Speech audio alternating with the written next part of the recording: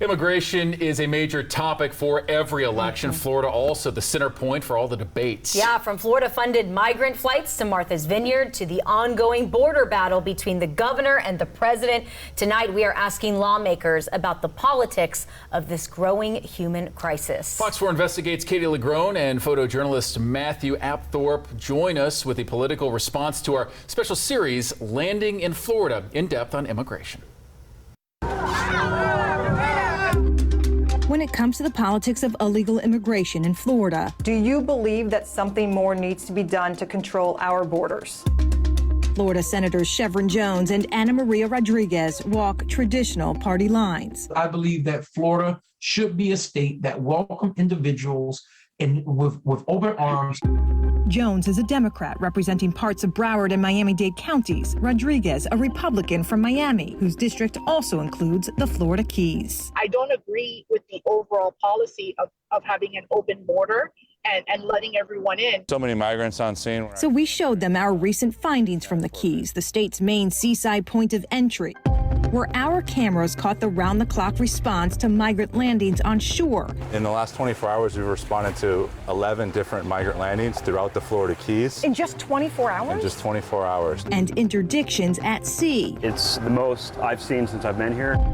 Both reaching record highs this year. When you see what's happening over in Cuba, when you see what's happening over in Haiti, that's why many of these migrants are fleeing there and trying to find places where they can provide for their families, because it's a humanity issue that we're battling right now. It's very indicative of what's happening at the national level under the Biden administration, which is basically telling the world that we're open. Senator Rodriguez, whose parents are from Cuba, where most of the migrants who land here illegally are fleeing, co-sponsored the state's new immigration enforcement bill last session, aimed at thwarting illegal immigration into the state. I know you supported DeSantis's crackdown on illegal immigration, but how effective has it really been if now we're seeing here in South Florida agents dealing with record numbers of illegal migrants landing ashore? Since you mentioned DeSantis, he has sent some of these folks who have come here in droves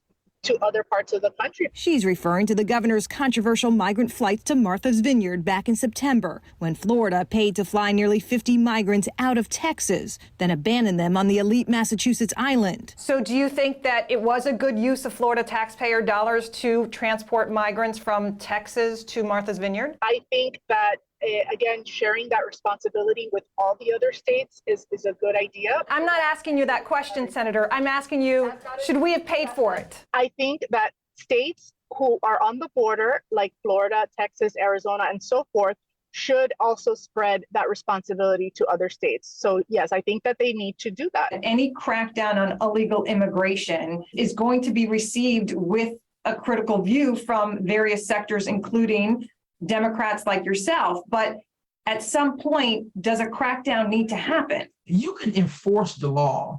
You can also work within the boundaries of the law. You can do all of that without treating people like animals. Neither lawmaker could specifically explain how, as the number of migrants landing on Florida shores continues to rise. Katie Legrone.